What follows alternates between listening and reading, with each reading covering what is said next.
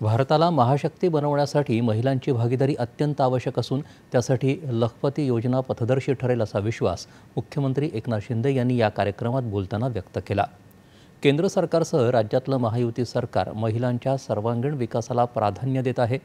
सरकारच्या महिला सक्षमीकरणाच्या योजनांमुळे गेल्या 10 वर्षात ग्रामीण भागातल्या 10 कोटी महिला स्वतःच्या पायावर उभ्या राहिल्या आहेत, याकडे मुख्यमंत्र्यांनी लक्ष वेधलं।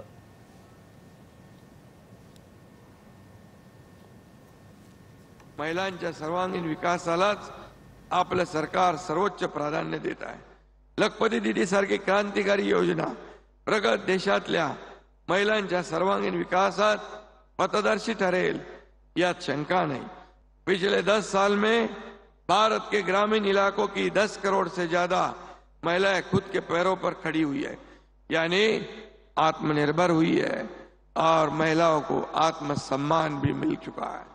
उज्ज्वला योजना, जनधन योजना महिलाओं के जीवन में अभूतपूर्व परिवर्तन लाया है।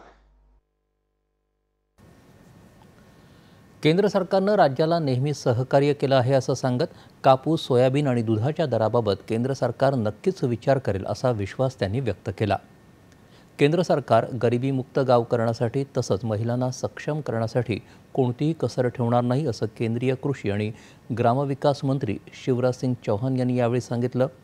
100 दिवसांच्या आत 1 कोटी महिलांना लखपती दीदी बनवण्याचं उद्दिष्ट पूर्ण झालं असून लवकरच 3 कोटी लखपती दीदींचं उद्दिष्ट पूर्ण होईल असं ते म्हणाले।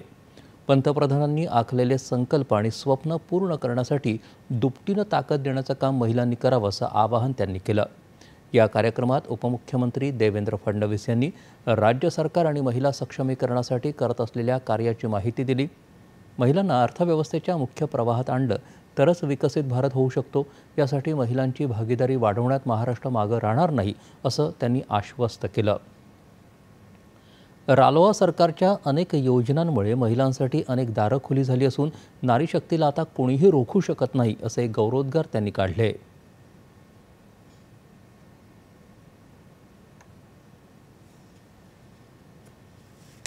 देशाचे प्रधानमंत्री मोदीजी नेहमी सांगतात, विकसित भारत करायचा असेल तर तो महिलांच्या माध्यमातूनच होऊ शकतो। महिला देशाच्या अर्थव्यवस्थेच्या मुख्य धारेत आल्या तरच विकसित भारत आपल्याला करता येईल। आणि म्हणून बेटी बचाओ बेटी पढाओ पासनं तर लखपती दीदी पर्यंत मोदीजींच्या नेतृत्वात महिलांचे जो विकास आपल्याला पाहायला मिळतोय तो अद्वितीय अशा प्रकारचा विकास या ठिकाणी आहे।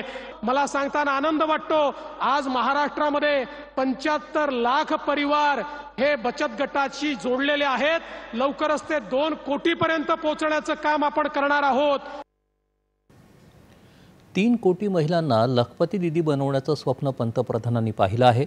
या स्वप्नपूर्तीसाठी महाराष्ट्रात 50 लाख लखपती दीदी बनवण्याचा निर्धार उपमुख्यमंत्री अजित पवार यांनी व्यक्त केला। लखपती दीदी झालेल्या महिलांनी इतर महिलांना लखपती करण्यासाठी प्रयत्न करावेत असं आवाहन त्यांनी केलं।